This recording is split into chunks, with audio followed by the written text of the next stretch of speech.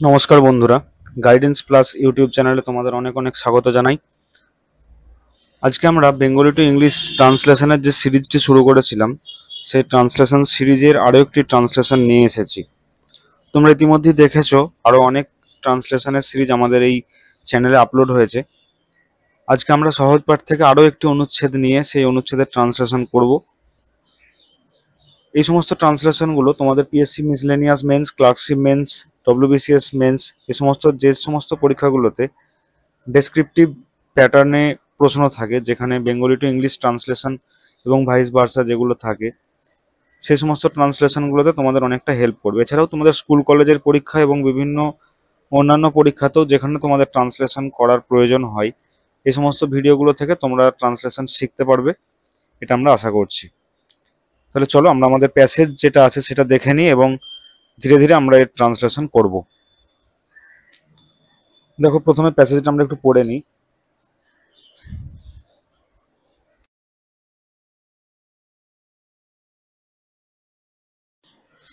শক্তিবাবু আর আক্রম বাঘ খুঁজতে নামলেন।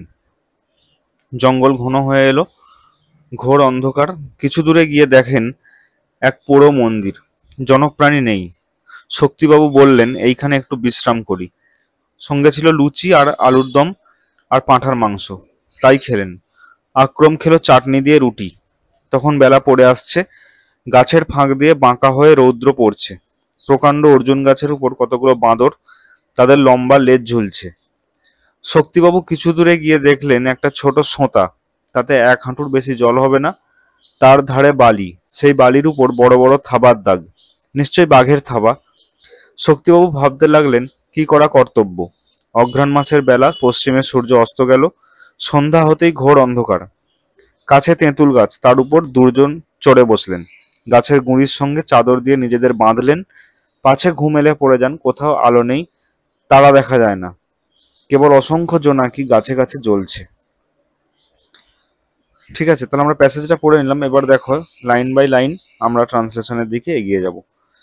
দেখো, প্রথমেই যে সেন্টেন্সটি আছে, শক্তিবাবু আর আক্রম বাঘ খুঁজতে নামলেন। জঙ্গল ঘন হয়ে এলো, ঘোর অন্ধকার। ঠিক আছে, তবে দেখো, শক্তিবাবু আর আক্রম বাঘ খুঁজতে নামলেন জঙ্গলে, তাই তো? এইভাবে লিখবো।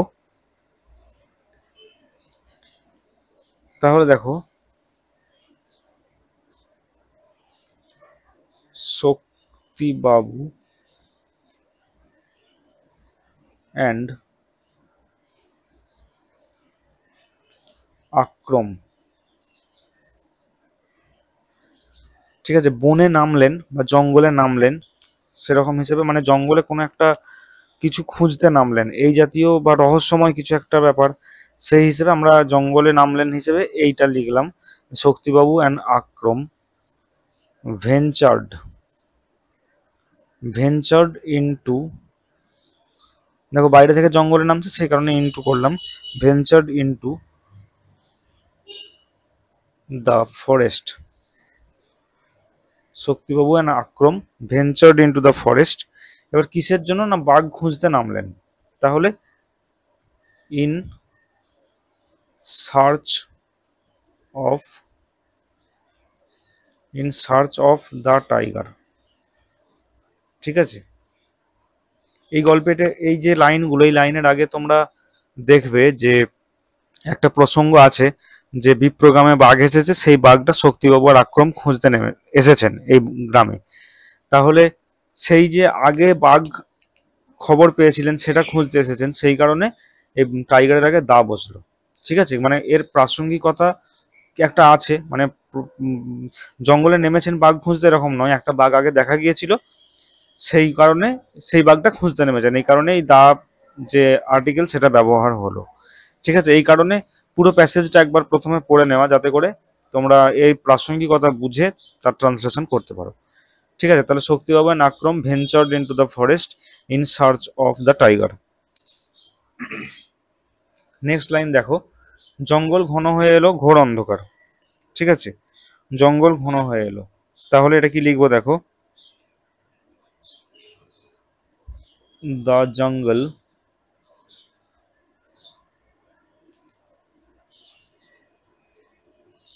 থিকেন্ড, জঙ্গল ঘন হয়ে এলো এবং ঘোর অন্ধকার। তাহলে এর সঙ্গে একই সঙ্গে অ্যান্ড দিয়ে লিখবো,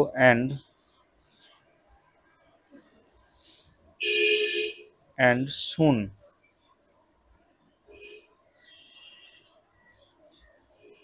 দে ওয়ার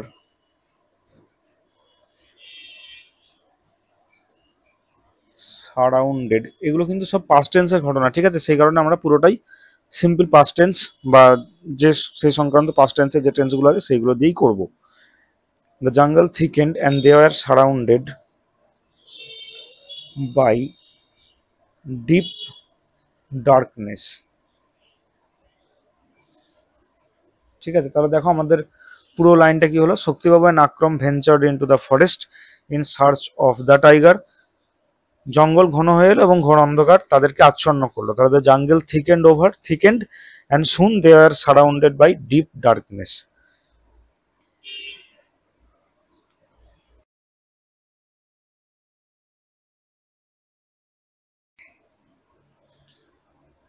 দেখো নেক্সট চলে যাই।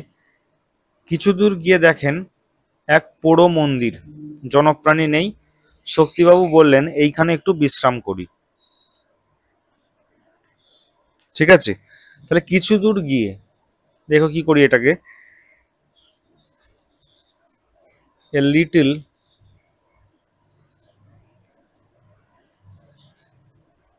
ফার্দার অ্যাহেড, অর্থাৎ সামনে কিছু দূরে, এ লিটল ফার্দার অ্যাহেড।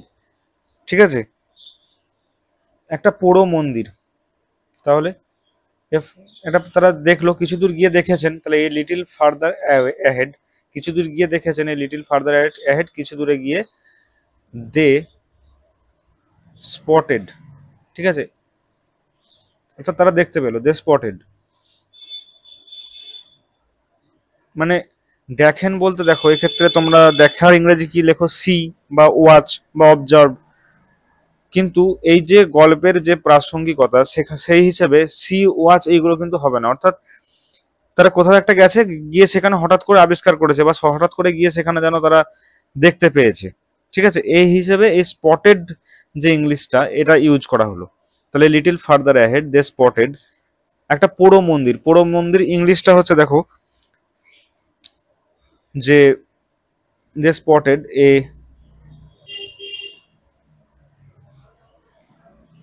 ডিলাপিডেটেড, আচ্ছা নিচে লিখে দিচ্ছি,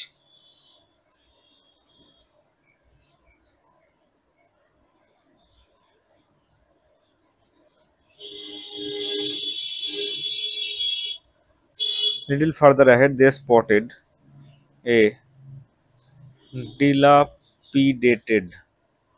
এই কথাটার মানে হচ্ছে কোনো একটা সৌধ বা কোনো একটা মন্দির যেটা দীর্ঘদিন ধরে অব্যবহৃত অবস্থায় পড়ে আছে বা নিঃসঙ্গ অবস্থায় পড়ে আছে, সেই ক্ষেত্রে এই ডিলাপিডেটেড কথাটা ইউজ করা হয়। ঠিক আছে, a little further ahead they spotted a dilapidated temple. আচ্ছা, এখানে আর একটা কথা আমরা একটু ইউজ করি কমা দিয়ে, ডিলাপিডেটেড ডেজার্টেড, মানে ঠিক মরুভূমির মতো অবস্থা যেখানে কেউ কারো পা পড়ে না, আসা যাওয়া হয় না, সেই ধরনের ক্ষেত্রে আমরা এই ডেজার্টেড কথাটা ইউজ করলাম আরো একটু ব্যাপারটার যে গাম্ভীর্যতা সেটা বোঝানোর জন্য। They spotted a dilapidated deserted temple. ঠিক আছে, জনপ্রাণী নেই, এটা কি করব, not a soul in sight, অর্থাৎ জনপ্রাণী কিচ্ছু দেখা যাচ্ছে না।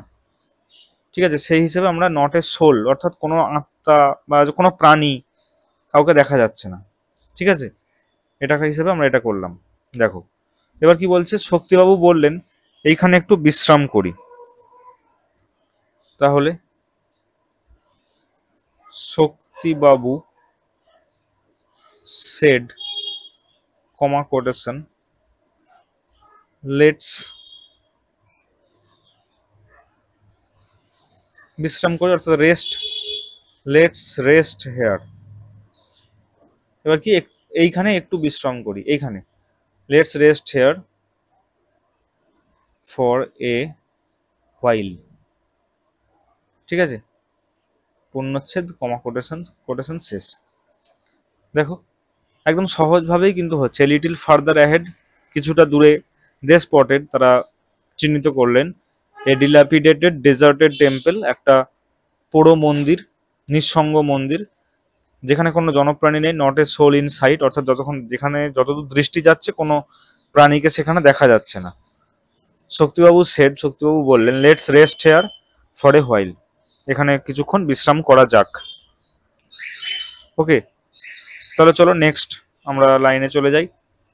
সঙ্গে ছিল লুচি, আলুর দম আর পাঁঠার মাংস, তাই খেলেন। আক্রম খেলো চাটনি দিয়ে রুটি।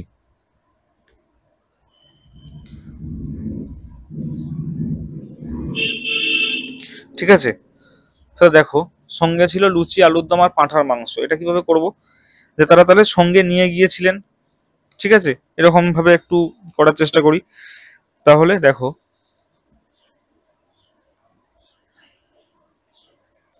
They were carrying luchi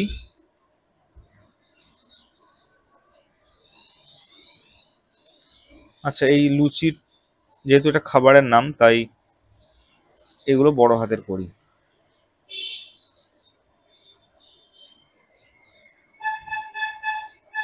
they are carrying লুচি কমা আলু দম অ্যান্ড পাঁঠার মাংস, এক্ষেত্রে আমরা লিখব মাটন কারি। ঠিক আছে, মাটন কারি। ঠিক আছে, তাই খেলেন।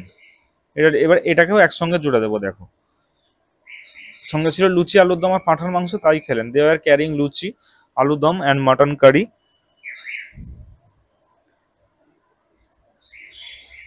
So they enjoyed a hearty meal. ঠিক আছে, অর্থাৎ প্রাণ ভরে তারা এটা খেলেন। দে আর ক্যারিং লুচি, আলুর dum and mutton curry, so they enjoyed a hearty meal. ঠিক আছে, প্রতিটা ভাষা তার নিজস্ব মাধুর্যতায় চলে, প্রতিটা ভাষা তার নিজস্ব গতিতে চলে। তাই যদি আমরা পুরোপুরি এই সেন্টেন্সের সঙ্গেই মিলিয়ে ট্রান্সলেশনটা করতাম, সেক্ষেত্রে কিন্তু ইংলিশ ভাষার যে গতি সেটা কিন্তু থাকতো না, অর্থাৎ ইংরেজি ভাষার যে মাধুর্যতা সেটা থাকতো না। এই যে এক্সট্রা ওয়ার্ডগুলো করা সেই কারণেই, যাতে করে এই ইংলিশ ভাষার তার নিজস্ব গতিটা বজায় থাকে, দেখে যেন মনে না হয় যে বাংলা ভাষা থেকে ট্রান্সলেশন করা হয়েছে। ঠিক আছে, তারপর আরেকটা জিনিস খেয়াল করো, এই যে সহজ পাঠে দেখো এই যে ছোট ছোট বাক্যগুলো, তাই খেলেন, সঙ্গে ছিল লুচি, আলুর দম আর পাঁঠার মাংস, পূর্ণচ্ছেদ তাই খেলেন, এই ধরনের বাক্যগুলোর কারণেই কিন্তু সহজ পাঠ থেকে ট্রান্সলেশনগুলো করা। অ্যাকচুয়ালি সহজ পাঠের এই লাইনগুলো কিন্তু খুব ছোট ছোট লাইন, দেখো দুটো ওয়ার্ড দিয়ে একটা সেন্টেন্স হয়েছে, কিন্তু তার সত্ত্বেও এর ইনার মিনিং কিন্তু অনেক। ঠিক আছে, সহজ পাঠ থেকে ট্রান্সলেশনগুলো করা এই কারণেই, যাতে করে তোমরা এই ছোটখাটো সেন্টেন্সগুলো মানে পুরো প্যাসেজের যে প্রাসঙ্গিকতা তার সঙ্গে খেয়াল রেখে তোমরা ট্রান্সলেশনটা করতে পারো। এতে করে তোমাদের যে ট্রান্সলেশনের দক্ষতা সেটা কিন্তু আরো বাড়বে। ঠিক আছে, তাহলে তোমরা এই ট্রান্সলেশনগুলো করতে থাকো। দেখো আমরা পরের লাইনে আবার চলে যাই। দেখো আক্রম খেলো চাটনি দিয়ে রুটি। ঠিক আছে, দে আর ক্যারিং লুচি, আলুর dum and mutton curry, so they enjoyed a hearty meal. Akram Akram comma দিলাম, however preferred preferred roti with chutney. ঠিক আছে, দে আর ক্যারিং লুচি, আলুর dum and mutton curry, so they enjoyed a hearty meal. Akram however preferred roti with chutney. Next দেখো, তখন বেলা পড়ে আসছে, গাছের ফাঁক দিয়ে বাঁকা হয়ে রৌদ্র পড়ছে। তাহলে তখন বেলা পড়ে আসছে। দেখো এটা কিভাবে করা যায়। It was late afternoon. It was late afternoon. গাছের ফাঁক দিয়ে বাঁকা হয়ে রৌদ্র পড়ছে। এই বাঁকা হয়ে রৌদ্র পড়া, ঠিক আছে, এর একটা ইংলিশ আছে, সেটা হচ্ছে দেখো স্ল্যান্টেড। যখন কোনো রশ্মি বাঁকা হয়ে পড়বে তখন আমরা এই কথাটা ইউজ করি, স্ল্যান্টেড। তাহলে দেখো এটা কিভাবে লিখি, যে সানলাইট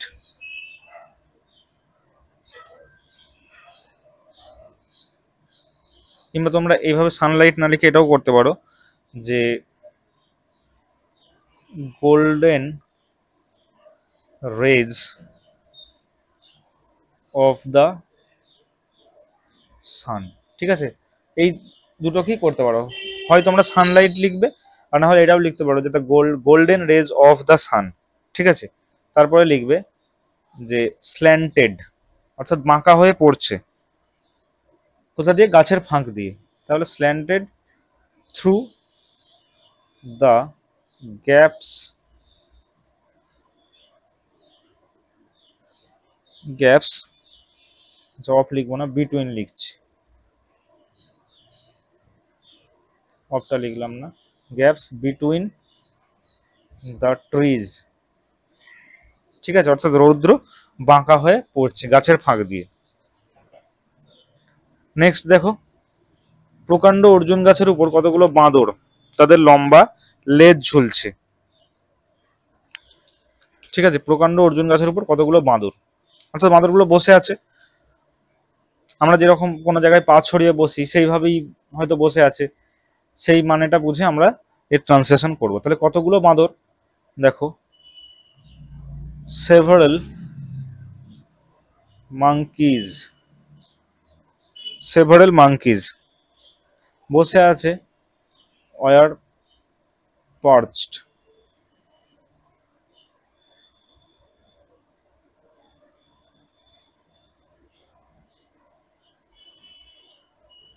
several monkeys were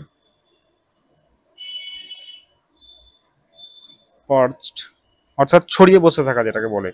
ঠিক আছে, perched above, perched above the huge Arjuna tree। এবার তাদের লম্বা লেজ ঝুলছে, দেখো their long tails, their long tails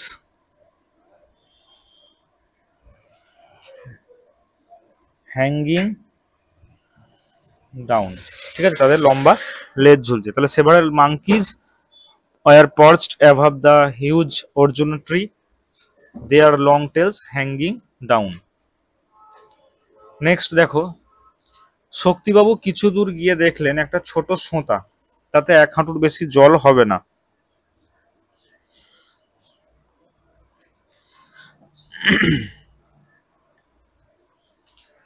তাহলে দেখো এটা তার ধারে বালি, সেই বালির উপর বড় বড় থাবার দাগ, নিশ্চয়ই বাঘের থাবা। তাহলে দেখো এটা কিভাবে করতে পারি। তাহলে শক্তিবাবুর কিছু দূর গিয়ে দেখলেন, ঠিক আছে,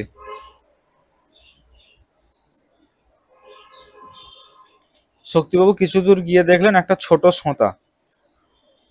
এটা দেখো এইভাবে করছি, যে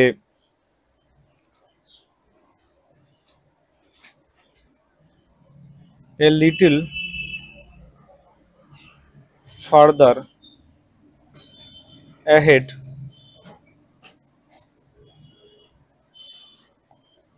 শক্তিবাবু spotted a small stream। ঠিক আছে, কিছু দূর গিয়ে শক্তিবাবু একটা সোঁতা দেখতে পেলেন। এই সোঁতা কথাটার মানে হচ্ছে যেগুলো ছোট নদী, একদম কম জল থাকে, সেটাই হচ্ছে এই সোঁতা বলে সেগুলোকে। ঠিক আছে, তাহলে স্মল স্ট্রিম। এবার কি বলছে, 1 হাঁটুর বেশি জল হবে না, তাতে 1 হাঁটুর বেশি জল হবে না, তাহলে এর সঙ্গেই যুক্ত করে দিলাম যে no deeper than knee high. ঠিক আছে, অর্থাৎ 1 হাঁটুর বেশি জল হবে না। এ লিটল ফার্দার অ্যাহেড শক্তিবাবু spotted a small stream no deeper than knee high. ঠিক আছে, এবার দেখো তার ধারে বালি, সেই বালির উপর বড় বড় থাবার দাগ, নিশ্চয়ই বাঘের থাবা। তাহলে তার ধারে বালি, এটা কিভাবে করি দেখো, অন দা স্যান্ডি ব্যাংক। ঠিক আছে, অর্থাৎ যে বালুময় তীর, এটা একবারে করছি, on the Sandy bank beside it he noticed. কি দেখলেন, বড় বড় থাবার দাগ, তাহলে হি নোটিসড লার্জ, থাবা ইংলিশ হচ্ছে প। ঠিক আছে, প মার্কড, প মার্কস। হি নোটিসড লার্জ প মার্কস, নিশ্চয়ই বাঘের থাবা। ঠিক আছে, তাহলে এটাকে এইভাবে লিখবো, শিওরলি এ টাইগার্স। ঠিক আছে, on the Sandy bank beside it he noticed large প মার্কস, শিওরলি এ টাইগার্স। ওকে,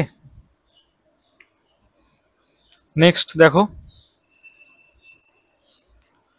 শক্তিবাবু ভাবতে লাগলেন কি করা কর্তব্য। অঘ্রাণ মাসের বেলা, পশ্চিমে সূর্য অস্ত গেল, সন্ধ্যা হতেই ঘোর অন্ধকার।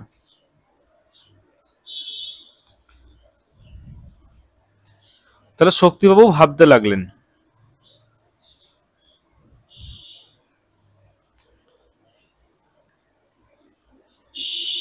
শক্তিবাবু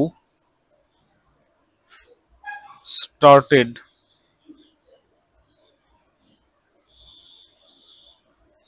thinking about, কি বিষয়ে ভাবছেন, যে হোয়াট টু ডু নেক্সট। ঠিক আছে, তাহলে শক্তিবাবু ভাবতে লাগলেন, শক্তিবাবু started thinking about what to do next, কি করা কর্তব্য। ঠিক আছে, কিংবা এটা এভাবেও করা যেত, শক্তিবাবু began to ponder what should be done, কি করা উচিত। ঠিক আছে, কিন্তু এটা আরো সহজ, আরো সিম্পল, যেটা তোমরা সহজেই তোমাদের মাথায় আসবে, সেইভাবেই এটা কিন্তু করা হলো। তাহলে দেখো এরপরে আছে কি, যে অঘ্রাণ মাসের বেলা। ঠিক আছে, তাহলে it was the month of Agrahayan. ঠিক আছে, it is the month of Agrahayan. সূর্য, পশ্চিমে সূর্য অস্ত গেল। ঠিক আছে,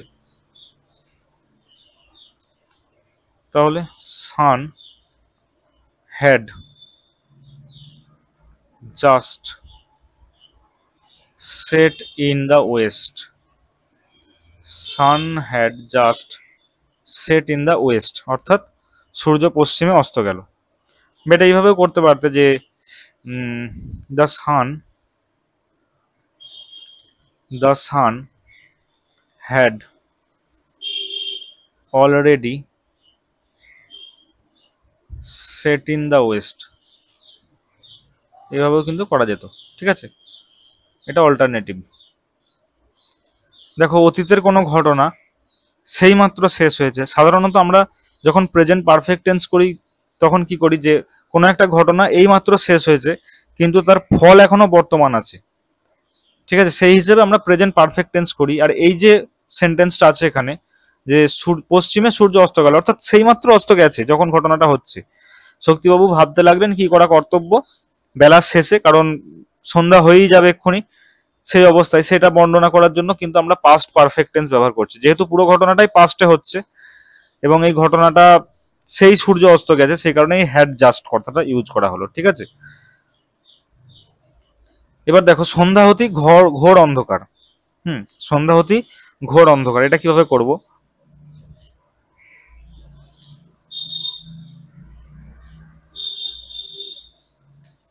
অ্যাজ ইভিনিং ডিসেন্ডেড, ঠিক আছে, অর্থাৎ সন্ধ্যা যখনই কমতে শুরু করেছে, ঘোর অন্ধকার, থিক ডার্কনেস, ঠিক আছে, অর্থাৎ ঘন অন্ধকার চারদিক ছেয়ে ফেলছে। ঠিক আছে, সন্ধ্যা হতেই ঘন অন্ধকার চারদিক ছেয়ে ফেলছে বা গিলে খাচ্ছে, এরকম একটা মানে আমরা বুঝিয়ে ট্রান্সলেশনটা করব। তাহলে a and as evening descended thick darkness began, বিগিনের past form began, to began to engulf the surroundings, ঠিক আছে, অর্থাৎ সন্ধ্যা শুরু হতেই চারদিকের অন্ধকার যেন চারদিকটাকে গিলে ফেলছে। ঠিক আছে, নেক্সট দেখো, কাছে তেঁতুল গাছ, তারা উপরে দুজনে চড়ে বসলেন, গাছের গুঁড়ির সঙ্গে চাদর দিয়ে নিজেদের বাঁধলেন, পাছে ঘুম এলে পড়ে যান। তাহলে দেখো, কাছে তেঁতুল গাছ, দেয়ার ওয়াজ এ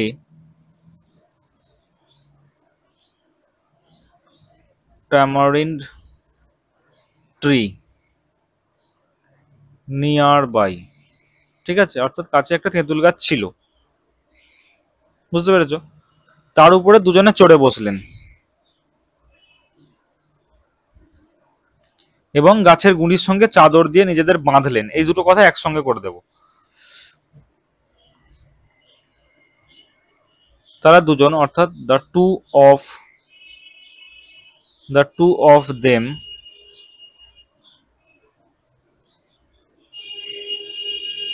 ক্লাইম্বড আপ, অর্থাৎ তারা দুজনে চড়ে বসলেন। The two of them climbed up, গাছে চড়ার ইংলিশ ক্লাইম, তোমরা জানো। The two of them climbed up, এবং কি করলেন না, তাদের নিজেদেরকে গাছের গুঁড়ির সঙ্গে বাঁধলেন। তাহলে climbed up and took their places, অর্থাৎ তারা যেখানে বসবেন সেটাকে took their places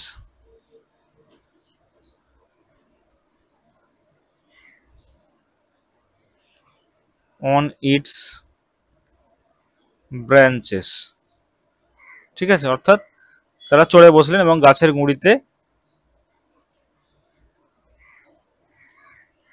the two of them climbed up and took their places on its branches, অর্থাৎ গাছের গুঁড়িতে চড়ে বসলেন। ঠিক আছে, এবার দেখো, এবার এই যে যাতে পড়ে না যান সেই কারণে নিজেদের বাঁধলেন, এটা করবো এবারে।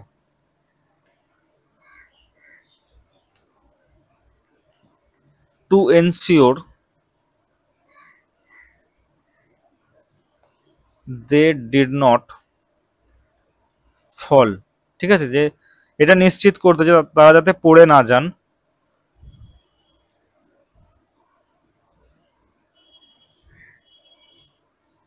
ঘুমের কারণে, তো সেটা লিখতে হবে to ensure they did not fall if if they if they happened to doze off, doze off কথাটার মানে হচ্ছে এই ঘুমে ঢুলে পড়া। ঠিক আছে, ঘুমে ঢুলে পড়া কথাটার মানে হচ্ছে ডোজ অফ। তাহলে if they happened to doze off, to ensure they did not fall if they happened to doze off, অর্থাৎ ঘুম এলে যাতে পড়ে না যান, সেটা এবার লিখবো যে তারা নিজেদেরকে বাঁধলেন। ঠিক আছে, দে কমা দিলাম, দে tied themselves, they tied themselves to the trunk, trunk কথার মানে হচ্ছে গাছের গুঁড়ি, with a seat, ঠিক আছে, to ensure they did not fall if they happen to doze off, অর্থাৎ যদি ঘুম আসে তারা যাতে পড়ে না যান সে কারণে তারা নিজেদেরকে গাছের গুঁড়ির সাথে বাঁধলেন। নেক্সট দেখো, কোথাও আলো নেই, তারা দেখা যায় না, কেবল অসংখ্য জোনাকি গাছে গাছে জ্বলছে। তাহলে কোথাও আলো নেই, তারা দেখা যায় না, এটা লিখবো নট। তোমরা এটাও করতে পারতে দেয়ার ওয়াজ নো লাইট এনিহোয়ার, ঠিক আছে, এটাও করা যেত, কিন্তু আমি একটু অন্যভাবে করছি। দেখো, not a single light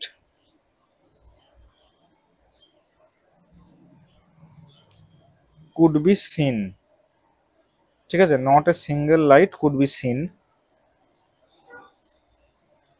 and the stars were hidden from view, ঠিক আছে, অর্থাৎ not a single light could be seen, কোনো আলো দেখা যাচ্ছে না এবং তারারাও যেন দৃষ্টিক্ষেত্র থেকে বা দৃষ্টি থেকে লুকিয়ে পড়েছে। এই সেন্টেন্সটা এইভাবে করলাম। কেবল অসংখ্য জোনাকি গাছে গাছে জ্বলছে, অনলি